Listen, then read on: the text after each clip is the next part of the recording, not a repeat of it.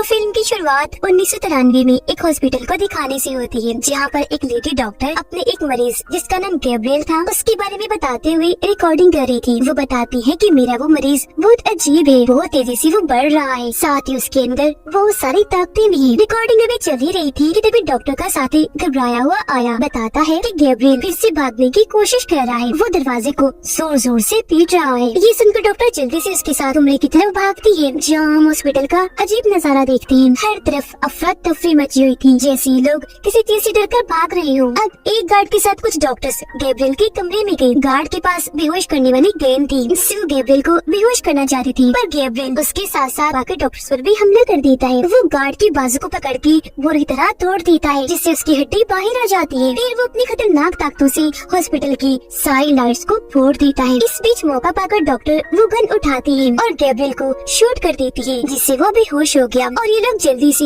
उसे ले जाकर कुर्सी से बांध देते हैं। फिर जैसे गैब्रियल को होश आई, वो डॉक्टर और उसके साथी को सामने खड़ा हुआ पाता है। उसे इन्होंने काफी दूर रखा हुआ था, क्योंकि वो खतरनाक होने के साथ साथ बदसूरत भी था। यह डॉक्टर उसे ऐसी डांटने लगती है जैसे वो कोई बच्चा हो। कहती है तुम बहुत बुरे हो, और गैब्रियल भी बच्चों की तरह चिढ़ने लगता है। उसे गुस्सा आने लगा, जिसके साथ ही रेडियो में से डरावनी सी शैतानी आवाज आने लगी, जो और किसी की नहीं बल्कि गैब्रियल की थी। वो इनको धमकी दे रहा था, कहता है कि मैं किसी को भी नहीं छोड़ूंगा, तुम सबको मार डालूंगा। ये देखकर डॉक्टर का साथी काफी हैरान रह गया। कहता है कि ये कैसे हो सकता है, ओह माय गॉड, ये बोल भी पा रहा है। और इसने रेडियो को कंट्रोल करके उसके जरिए हमसे बात की। तब डॉक्टर उसे बताती है कि गैब्रियल के पास ऐसी ताकतें हैं जिनकी मदद से वो बहुत कुछ अजीब चीजें कर सकता है। अब डॉक्टर और उसका साथी दूसरे कमरे में जाते हैं, जहाँ इनकी हॉस्पिटल स्टाफ की लाशें ही लाशें बिखरी पड़ी थी। ये देखकर दोनों काफी परेशान हो गयी। और अब यहाँ डॉक्टर कहती है कि टाइम आ गया है इस मुसीबत को जड़ से खत्म करने का। अब सीन शिफ्ट होकर आता है एक कपल पर, जिनमें वाइफ का नाम मेडिसन होता है। यहाँ हमें पता चला कि पिछले कई दिनों से इन दोनों के बीच के ताल्लुक खास अच्छे नहीं है, क्योंकि उनकी शादी को काफी साल हो गए थे, लेकिन मेडिसन का बच्चा नहीं हो रहा था। हर बार जब भी वो माँ बनने वाली होती थी, उसका बच्चा पेट में ही मर जाता था, जिस वजह से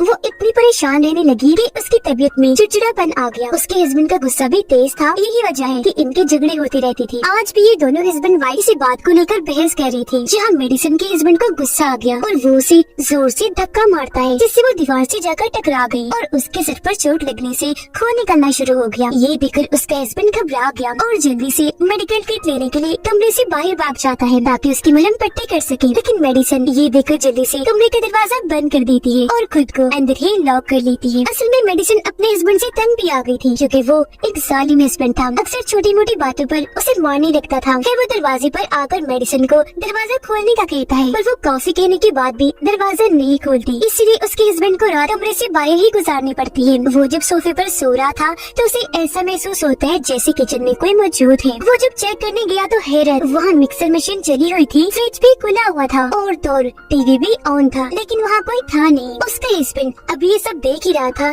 कि तभी उसके पीछे से कोई काले रंग का साया आकर खड़ा हो जाता है और उस पर हमला कर देता है। उसे पकड़कर दीवार पर उसका सर देकर मारता है, जिसके साथ ही एकदम से मेडिसन की आंख खुल जाती है। और यहाँ हम समझ पाए कि हमला जो भी हुआ वो मेडिसन का सपना था। वो काफी घबराई हुई थी, उसे अपने हस्बैंड की फिक्र होने लगी, इसलिए वो जल्दी से कमरे का दरवाजा खोलकर बाहर आती है अपने हस्बैंड को देखने के लिए। पर सामने जो उसने देखा, उसे देखकर तो उसकी होश उड़ गई, क्योंकि वहाँ उसके हस्बैंड की लाश पड़ी हुई थी, वो भी बहुत बुरी हालत में। उस काले साई ने उसे मारकर पूरे जिस्म की हड्डियों को तोड़ मरोड़ कर उसे यहाँ फेंका हुआ था। हर तरफ खून ही खून बिखरा पड़ा था, जिससे मेडिसन की हालत और खराब हो जाती है। वो अपने हस्बैंड की लाश को देख ही रही थी कि तभी पीछे से वो एक काले रंग का साया निकलकर बाहर आ जाता है और वो मेडिसन की तरफ बढ़ने लगा। उस पर हमला करने के लिए वो काफी डर गई, जल्दी से भागने लगती है। इससे पहले कि वो मेडिसन पर हमला करता, वो अपने कमरे में आकर फौरन दरवाजा बंद कर देती है। जोर से दरवाजे पर हाथ रख के खड़ी हो जाती है। तो वो काला साया वहाँ आकर दरवाजा तोड़ने की कोशिश करने लगा। मेडिसन दरवाजे को रोकने की कोशिश करती है, लेकिन वो साया दरवाजा तोड़ ही देता है। अब झटके से मेडिसन दरवाजे के साथ दूर जाके गिरी और वहीं पर बेहोश हो जाती है। अब अगले सीन में मेडिसन को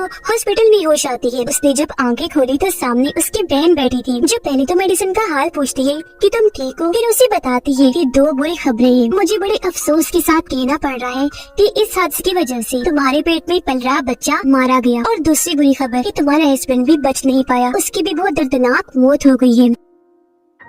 अभी मेडिसिन के लिए बहुत दुख की बातें थी, इसलिए वो रोने लगती है। उसे काफी गहरा सदमा लगता है। इसलिए जब डिटेक्टिव यानी पुलिस ऑफिसर यहाँ उसे पूछताछ करने आती है तो उनके सवालों का भी मेडिसिन जवाब नहीं दे पाती। इसीलिए डिटेक्टिव लैब इंचार्ज के पास जाता है सवालों का जवाब पाने के लिए, जो उसके हस्बैंड की लाश को चेक कर रही थी। तब वो बताती है कि उसके हस्बैंड की लाश पर से उंगलियों के निशान मिले हैं, जो और किसी के नहीं बल्कि मेडिसिन की लग रही है। और ये मुमकिन हो सकता है कि अपने हस्बैंड को मेडिसिन नहीं मारा हो, क्योंकि वो उस पर बहुत जुल्म किया करता था। फिर इसके बाद मेडिसिन की बहन उसे उसके घर छोड़ाती है। रात को जब वो अपने कमरे की खिड़की के पास खड़ी थी तो उसे बाहर की लाइट्स अजीब तरह से जलते बुझते नजर आती है, जो देखकर मेडिसिन काफी घबरा गई। और फिर तभी वो वहाँ उस काले साय को देख लेती है, जिससे वो इतना डर गई कि फौरन भागी और अपने घर के सारे दरवाजे और खिड़कियाँ बंद करने लगती है। जिसके बाद सारी लाइट्स भी ऑफ कर दी। लेकिन तभी वो ये देखकर काफी चौंक गई कि एक दरवाजा अपने आप ही खुल गया। वो डर गई, जल्दी से भागकर अपने कमरे में आकर दरवाजे को लॉक कर लेती है। अब ये रात ऐसे गुजर गई, कुछ भी नहीं हुआ। तो अगले दिन मेडिसिन जब जागी तो उसे बचने का एक आइडिया आया। वो ड्रिल मशीन लेती है और अपने काम पर लग गई, यानी वो हर दरवाजे पर 2 लॉक्स लगाने लगती है। अगले दिन मेडिसिन की बहन उससे मिलने आई। यहाँ हमें पता चला कि वो दोनों सगी बहनें नहीं है, उनका खून का रिश्ता नहीं है। बल्कि जब मेडिसिन 8 साल की थी तो उसकी सतीली बहन के मॉम डैड ने मेडिसिन को गोद ले लिया था। और 8 साल से पहले क्या हुआ वो कोई भी बात मेडिसिन को याद नहीं थी, वो सब भूल चुकी थी। अब हम एक औरत को देखते हैं जो एक टूर गाइड थी, यानी वो लोगों को अंडरग्राउंड एक शहर की सैर करवाने में उनकी मदद करती थी और पूरे सफर में उनको गाइड करती थी। इस वक्त भी वो अपने कस्टमर्स को एक खौफनाक शहर के बारे में बता रही होती है, जिसके साथ ही टूर खत्म होने के बाद सब लोग उसे पैसे देकर वहाँ से जाने लगते हैं। अब एक जगह पर आकर जब वो अपना काम निपटा रही थी तो अचानक वहाँ की सारी लाइट्स जलने बुझने लगती है और देखते ही देखते लाइट्स ऑफ होने लगी। टूर गाइड को लगता है कि वहाँ कोई है, तो वो चेक करने उस तरफ जाने लगी। उसकी नजर जब छत पर गई तो वहाँ एक जानवर से क्रिएचर बैठा था। इसे देखकर वो बहुत डर गई। इससे पहले कुछ समझ पाती वो छत से नीचे आया, एकदम से उस पर हमला कर देता है। अब जब टूर गाइड को होश आई तो वो खुद को अजीब सी जगह पर बंधा हुआ पाती है। उसके मुंह पर टेप लगाई हुई थी और दोनों बाजों को रस्सियों से बांधा हुआ था। यहाँ एक रेडियो भी रखा हुआ था, जो शुरुआत वाले रेडियो जैसा ही लग रहा था और उसमें वो शैतानी आवाज थी जो हमने शुरुआत में सुनी। और क्योंकि वो आवाज तो गैब्रियल की थी तो यहाँ हमें ये समझने में देर नहीं लगती कि ये क्रिएचर और कोई नहीं बल्कि गैब्रियल ही है। वो फिर टूर गाइड के पास आया और उसे कहने लगता है कि बहुत जल्द मैं तुम्हें भी मार दूंगा, लेकिन तुमसे पहले मुझे उस लेडी डॉक्टर से निपटना है। अब वो लेडी डॉक्टर जब अपने घर में थी तो उसे गैब्रियल की कॉल आती है, जो उसे याद करवाता है कि मैं वही मरीज हूँ जिसे तुमने कैद किया हुआ था, ताकतों वाला, तुम जिसे बच्चों की तरह डांट रही थी। वो अपने बारे में सब बता तो देता है पर लेडी डॉक्टर समझ नहीं पाती, क्योंकि वो पहचान ही नहीं पाती कि ये गैब्रियल ही है। फिर कॉल काटने के बाद वो अपने ऑफिस आकर एक फाइल ढूंढने लगी। उन्हें वो फाइल मिल भी गई, जिसे खोलने पर अंदर से एक छोटी बच्ची की तस्वीर निकलती है, जिसकी उम्र तकरीबन 8 साल थी। मेडिसिन अपने घर में थी कपड़े धोने के लिए। जब वो मशीन खोलती है तो वहाँ उसे लेडी डॉक्टर की परछाई दिखाई देती है, जिसे एकदम डरकर वो पीछे हट गई। जिसके साथ ही मेडिसिन का घर पूरा बदल कर लेडी डॉक्टर के घर में बदल जाता है, यानी वो डॉक्टर के घर पहुँच गई थी। यहाँ भी मेडिसिन उस काले साय को देखती है, जो और कोई नहीं बल्कि गैब्रियल था। वो लेडी डॉक्टर को बालों से पकड़कर जोर से जमीन पर पटक के मारता है, फिर दोबारा डॉक्टर को उठाकर पटक कर इधर उधर दे देकर मारता है। पर मौका पाकर डॉक्टर वहाँ से उठी और भागने लगी। गैब्रियल भी उसके पीछे गया, जिसने हाथ में ट्रॉफी पकड़ी हुई थी। वो डॉक्टर को पकड़कर ट्रॉफी की नोक से उस पर वार कर देता है। फिर कई बार उसने वार किया, सर कोई को चल के रख देता है, जिससे डॉक्टर की बड़ी दर्दनाक मौत हो जाती है। ये देखकर मेडिसिन काफी डर गई, जोर से चिल्लाने लगती है, जिसके साथ ही उसका ख्याल खत्म हुआ और वापस अपने घर पहुँच जाती है। अब भी वो अपने घर के फ्लोर पर ही खुद को बैठा हुआ पाती है। यहाँ उसे अपने सर पर अजीब सा महसूस हुआ। उसने जैसे हाथ लगाकर चेक किया, उसके सर से खून निकल रहा था। और डिटेक्टिव और लैब इंचार्ज लेडी डॉक्टर के घर जाते हैं, क्योंकि उन्हें डॉक्टर की मौत की खबर मिली थी। लाश को जब ये चेक करने आई तो उसकी मौत बिल्कुल वैसी हुई थी जैसे मेडिसिन ने ख्याल में देखी थी, जिसे गैब्रियल ने डॉक्टर को मारा था। उसका सर कुचला हुआ था। यहाँ उन्हें वो फाइल भी मिल जाती है जो डॉक्टर ने गैब्रियल की कॉल बंद होने के बाद देखी थी, जिसमें 8 साल की बच्ची की तस्वीर थी। वो तस्वीर भी डिटेक्टिव के हाथ लग जाती है, जिसे वो एक आर्टिस्ट को देता है, ये कहते हुए कि इस बच्चे की तस्वीर को 30 साल आगे के टाइम में ले जाओ और फिर उसका प्रिंट हमें निकाल कर दिखाओ कि 30 साल के बाद इसकी शक्ल कैसी दिखती है। यहाँ लैब इंचार्ज डिटेक्टिव को बताती है कि वो लेडी डॉक्टर बच्चों की डॉक्टर थी और बच्चों की सर्जरीज ऑपरेशन करने में काफी माहिर थी, जिस वजह से वो बहुत मशहूर भी थी। अब गैब्रियल वापस अपने ठिकाने पर आ जाता है, जहाँ वो डॉक्टर के घर से अपनी 60 ट्रॉफी का वो नोकदार तेज हिस्सा भी लाया था, जिससे उसने डॉक्टर को मारा था। उसकी मदद से वो अपना हथियार बना रहा होता है। फिर हथियार के तैयार होने पर वो उसे टूर गाइड पर टेस्ट करता है अपना निशाना और अच्छा करने के लिए। अब मेडिसिन को जब लेडी डॉक्टर की मौत का पता चला तो हैरान होने के साथ साथ वो काफी दुखी भी हो गई, और क्योंकि काफी थक गई थी तो अपने बिस्तर पर जाकर लेट जाती है, जहाँ उसे फिर से एक ख्याल आने लगता है। इस ख्याल में वो लेडी डॉक्टर की साथी को देखती है जो अपने बिस्तर पर लेटा आराम कर रहा था, जहाँ तभी उनके पास आता है गैब्रियल, जिसने हाथ में वही तेजधार ट्रॉफी वाला हथियार पकड़ा हुआ था। वो डॉक्टर के बहुत करीब आकर बैठ जाता है। डॉक्टर ने जैसे उसे देखा वो चीख मार देता है। तब गैब्रियल वो तेजधार हथियार पहले उसके चेहरे में घुसाता है, फिर बार बार वार करने के बाद सीने में भी घुसा देता है, और ऐसे डॉक्टर की मौत हो जाती है। ये ख्याल देखते ही मेडिसिन काफी डर गई, उसकी आँख खुल गई, जहाँ वो जोर जोर से चिल्ला रही होती है। यहाँ वो पहली बार गैब्रियल का चेहरा देख पाती है, जो बहुत ही डरावना बदसूरत था, जो देखकर तो उसकी हालत इतनी खराब हो गई कि वो फौरन उठकर चीखने लगती है। वो खुद को अपने कमरे में पाती है, जहाँ ख्याल से बाहर आने के बाद उसके तकिए पर खून पड़ा हुआ था। अब उसके चिल्लाने की आवाज सुनकर उसकी बहन फौरन यहाँ आई, तो मेडिसिन उसे बता देती है कि मुझे काफी अरसे से बहुत डरावने से ख्याल आ रहे हैं, और जो कुछ भी मैं ख्यालों में देखती हूँ वो हमेशा सच हो जाता है। जिसके बाद ये दोनों बहनें पुलिस स्टेशन गयी। यहाँ इनकी मुलाकात डिटेक्टिव और लैब इंचार्ज से हुई। यह मेडिसिन उन्हें भी बताती है कि मेरे डरावने ख्याल सच हो जाते हैं। मैंने लेडी डॉक्टर के साथी की मौत का भी कुछ देर पहले ही ख्याल देखा, जो हॉस्पिटल के सामने वाली बिल्डिंग में हुआ, जहाँ वो रहा करती थी। अब ये सुनकर ये लोग जल्दी से उनके घर जाते हैं, जहाँ सच में डॉक्टर साथी की लाश मिल जाती है। वो भी बिल्कुल वैसे जैसे उसने ख्याल में देखी थी, जिसे गैब्रियल ने उनके चेहरे पर वार किया था। उनके चेहरे की बुरी हालत थी और पूरा बिस्तर खून से तर था। ये देखकर डिटेक्टिव और लैब इंचार्ज काफी दंग रह गए, जिसके बाद वापस पुलिस स्टेशन आ जाते हैं। मेडिसिन और उसकी बहन को कहते हैं कि आप कुछ देर यहाँ पुलिस स्टेशन में ही रुक जाइए, कुछ पूछताछ करनी है। अब जब मेडिसिन वॉशरूम में जाती है तो एक अनजान नंबर से उसके पास कॉल आती है, जो गैब्रियल की थी, जिसमें वो कहता है कि तुम्हारा नाम मैं अपनी मर्जी से रखूंगा, क्योंकि तुम मेरी बहन हो, मैं तुम्हारा भाई हूँ, और अब मैं इतने सालों के बाद वापस लौट आया हूँ तुम्हारा और अपना बदला लेने के लिए, जिसमें मैं मासूम और गुनाहगार लोगों सबको मारूंगा। ये सुनकर मेडिसिन काफी घबरा गई। वो अपने बहन के पास आई और ये दोनों फौरन पुलिस स्टेशन से चली जाती है। उनके जाने के बाद डिटेक्टिव आर्टिस्ट की भेजी हुई फाइल देखने लगता है, जिसमें उसने बच्चे की तस्वीर को बदल दिया था। यहाँ हम ये देखकर काफी दंग रह जाते हैं कि 30 साल आगे के टाइम में उस बच्चे की तस्वीर को बदलकर मेडिसिन का चेहरा सामने आता है। अब वो दोबारा से इस फाइल को पढ़ता है, जहाँ उसे पता चला कि मेडिसिन की सौतेली मोम ने उसका इलाज करवाने के लिए उसे लेडी डॉक्टर की हॉस्पिटल में दाखिल करवाया था। इस लेडी डॉक्टर की अब मौत हो गई है, जहाँ मेडिसिन का इलाज उस लेडी डॉक्टर के साथ साथ उसके 2 साथियों ने किया था। पर अब क्योंकि लेडी डॉक्टर और उनके एक साथी की तो मौत हो गई है, तो जो तीसरी डॉक्टर थी जो अभी जिंदा थे, वही डिटेक्टिव को सारी सच्चाई बता सकती थी। इसी सोच के साथ डिटेक्टिव उस डॉक्टर से मिलने उनके घर के लिए निकल जाता है। मेडिसिन और उसकी बहन अपनी मोम के पास पहुंची, जहां उनकी मोम बताती है कि जब मेडिसिन छोटी थी तो इसका एक ख्याली दोस्त था जो सिर्फ इसी नजर आता था, जिसका नाम गैब्रियल था। उनका ये बताना ही था कि फिर से मेडिसिन को ख्याल नजर आता है, जिसमें वो तीसरी डॉक्टर के पास गैब्रियल को देखती है, जो डॉक्टर को मारने आया था जब वो बाथ टब में लेटे नहा रही थी। इतनी ही देर में यह डिटेक्टिव भी आ गया, जो गन को सामने करते हुए डॉक्टर की तरफ बढ़ रहा था, लेकिन तभी ऊपर से गैब्रियल आकर उस पर हमला कर देता है और उसे नीचे लेटा लेता है। यह डिटेक्टिव भी उसका इतना भयानक चेहरा देखकर डर गया, जिससे वो बेकाबू हो गया। इस चीज का फायदा उठाकर गैब्रियल उस पर बार बार वार करने की कोशिश करता है, लेकिन हर बार वो बचता रहता है। डिटेक्टिव उस पर वार करके दूर फेंक मारता है और अंधाधुंध गोली उस पर चलाने लगता है, लेकिन गैब्रियल किसी तरह यहाँ से भाग जाता है। हालांकि डिटेक्टिव उसके पीछे गया, लेकिन वो फिर भी उसके हाथ नहीं लग पाया। अब डॉक्टर की जान तो बच गई, लेकिन इसी के साथ मेडिसिन अपने ख्याल से बाहर आ जाती है। अगले दिन डिटेक्टिव और लैब इंचार्ज अपने साथ एक दिमाग के डॉक्टर को लाती है, ताकि वो थेरेपी करके मेडिसिन की पुरानी यादों को खोज सके, जो सारी चीजें वो भूल चुकी है। थेरेपी के दौरान मेडिसिन बताती है कि जब मैं छोटी थी तो गैब्रियल की हरकतों की वजह से मुझे डांट पड़ती थी। वो मुझसे उल्टे सीधे काम करवाया करता था, जिसके साथ ही मेडिसिन यहाँ अपने बचपन की एक कहानी सुनाती है कि एक दिन मेरे पास गैब्रियल की कॉल आई, जिसने मुझे कहा कि अपनी आंखें बंद करो, तुम्हारे सामने एक केक रखा है मेडिसिन जिसे तुम बड़े से चाकू से काट कर अपने मोम को दो। पर जब मैंने आंखें खोली तो मेरे सामने कोई केक वेक नहीं था, बल्कि मेरे सामने मेरी मोम का पेट था। और गैब्रियल मुझे कह रहा था कि तुम अपनी मोम का पेट काट दो ताकि तुम्हारी मोम के पेट में जो बच्चा है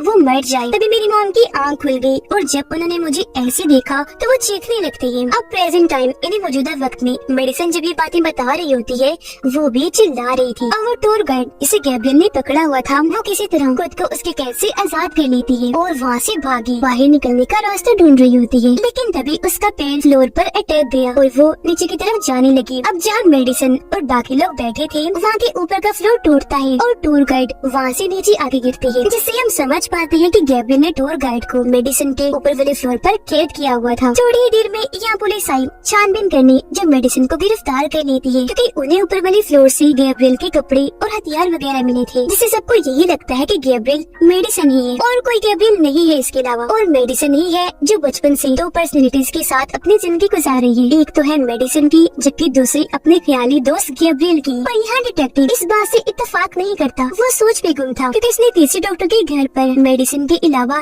गैब्रियल को देखा था। फिर गिरफ्तार करने के बाद डिटेक्टिव और लैब इंचार्ज मेडिसिन से पूछताछ करने लगी, जहाँ वो बताती है कि गैब्रियल बहुत खतरनाक है। पूछताछ चल ही रही थी कि तभी डिटेक्टिव के पास गैब्रियल की कॉल आती है, जो अब खुद बताता है कि हाँ मैं मेडिसिन का ख्याली दोस्त हूँ। तभी यह मेडिसिन जोर जोर से चिल्लाने लगी, जिस वजह से आसपास के सारे बल्ब टूट जाते हैं और अब मेडिसिन को सेल में बंद कर दिया जाता है। मेडिसिन की सौतेली बहन अपनी मोम से उस हॉस्पिटल का एड्रेस लेती है जहाँ बचपन में मेडिसिन को इलाज के लिए दाखिल करवाया था, लेडी डॉक्टर की हॉस्पिटल। अब वैसे तो ये हॉस्पिटल बंद हो गया था, पर उसकी बहन को भरोसा था कि वहाँ से जरूर कुछ तो पता लगेगा, तो इस भरोसे के साथ ही वो हॉस्पिटल के लिए निकल जाती है।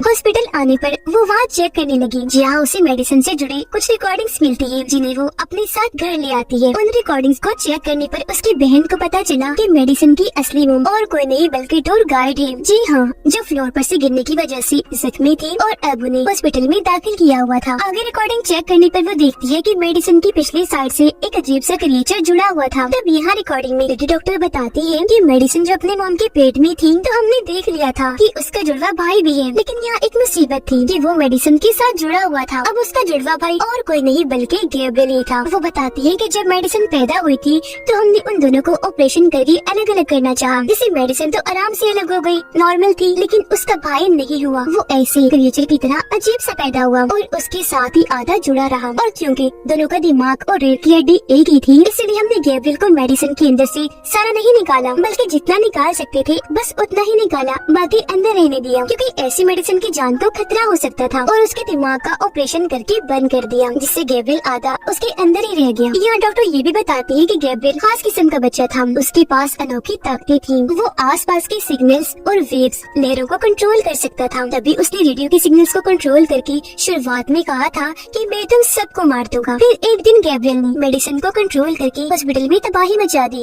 इन्हीं शुरुआत में और डॉक्टर जिस मुसीबत को जड़ से खत्म करने की बात कर रही थी वो और कोई नहीं बल्कि गैब्रियल था। इसे वो आधा तो निकाल पाई, लेकिन दिमाग को अलग करने में नाकाम रही। अब गैब्रियल हमेशा से ही मेडिसिन के दिमाग में रहा और जब मेडिसिन ख्यालों में गैब्रियल को देखती है वो सब कुछ असल में गैब्रियल का ही दिमाग कह रहा होता है, क्योंकि दोनों का दिमाग एक जो था, बस जिस मेडिसिन का होता है। और उस दिन जब उसके हस्बैंड ने उसे दीवार से देकर मारा, जब सर से उसका खून निकलने लगा, उस दिन से गैब्रियल दोबारा जाग गया। ये सारी रिकॉर्डिंग्स देखने के बाद उसकी बहन डिटेक्टिव से मिलने के लिए निकल जाती है ताकि उसे सारी सच्चाई बता सके। उधर मेडिसिन जो अपने सेल में बंद थी, तो सेल की बाकी लड़कियाँ उसे परेशान करने लगी, जिसके बाद वो उसे मारने लगती है। ऐसा होने से मेडिसिन की तबीयत खराब होने लगी, उसके मुंह और सर से खून बहने लगता है, आसपास के लाइट्स भी खराब होने लगती है। यहाँ हम पहली बार ये भयानक नजारा देख पाते हैं कि मेडिसिन के सर से उसका सर चीरकर गैब्रियल बाहर आ रहा है, जो पूरी तरह मेडिसिन को अपने कंट्रोल में कर लेता है और वो खुद ही अपना सर चीरने लगती है। ये देखकर सारी लड़कियों का बुरा हाल हो जाता है, वो डर की वजह से चिल्लाने लगती है। वो अब गैब्रियल के कंट्रोल में थी, जो एक लड़की के पास जाकर उसकी गर्दन पर मारती है, जिससे उसका खून निकलने लगता है। फिर एक एक करके जो कोई भी उसके पास आ रहा था बड़ी आसानी से वो सबको उठा उठा कर फेंक कर मारी थी। एक की वो बाजू तोड़ देती है तो एक के पेट में अपना हाथ घुसाकर आर पार कर देती है, फिर उठाकर उसे दूर फेंक के मारती है। फिर एक लड़की को गिराकर उसके सर पर अपना पैर रखे कुचल देती है।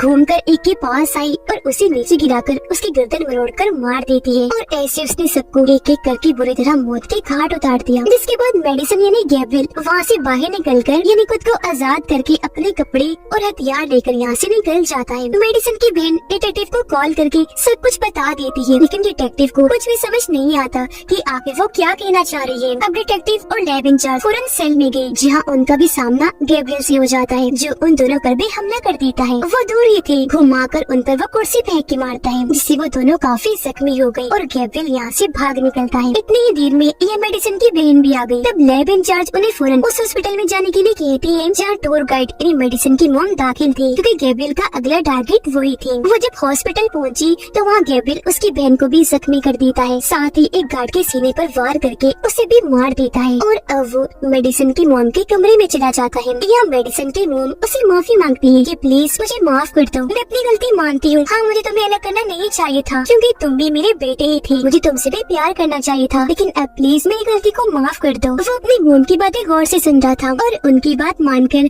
हथियार नीचे कर लेता है। उनकी बात यह बनने ही वाली थी कि तभी यहाँ डिटेक्टिव आकर उसे शूट करने लगता है, पर मेडिसन की बहन डिटेक्टिव को ऐसा करने से मना करने लगती है। इससे गैब्रियल भड़क गया और डिटेक्टिव पर दूर से वो तेजधार हथियार फेंक के मारता है, जो सीधा डिटेक्टिव के सीने में लगा और उसकी वहीं मौत हो गई। अब ये सब कुछ मेडिसन दूसरी साइड से देख तो पा रही थी, पर उसे बचाने के लिए कुछ कर नहीं सकती थी, क्योंकि उसे तो गैब्रियल ने कंट्रोल किया हुआ था। जिसके बाद मेडिसन की बहन गन उठाकर उसे गैब्रियल की तरफ कर देती है और कहने लगी कि निकलो इसके अंदर से, ये मेरी बहन है। जिस सुनकर गैब्रियल को गुस्सा आ गया, कहता है कि नहीं, ये तुम्हारी बहन नहीं है, जो कहकर वो बेड को उठाकर उसकी तरफ फेंकता है और यहाँ मेडिसन की बहन उस बेड के नीचे दब जाती है। फिर वो उसके पास आकर कहने लगा कि मैं बचपन से ही तुम्हें मारना चाहता था, पर हर बार तुम बचती रही। यहाँ उसकी बहन मेडिसन को आवाज लगाकर उसे मदद मांगती है और मेडिसन को गैब्रियल के खिलाफ भड़काने लगी, ताकि वो गैब्रियल पर काबू पा सके। कहती है कि गैब्रियल ही वो है जिसकी वजह से तुम माँ नहीं बन पा रही। जब भी तुम माँ बनने वाली होती हो, ये तुम्हारे बच्चे को पेट में ही मार देता है। ये सुनकर मेडिसन को काफी गुस्सा आने लगा और अब वो गैब्रियल पर काबू पाने की कोशिश करने लगती है। इसके बाद हम देखते हैं कि गैब्रियल ने मेडिसन की बहन को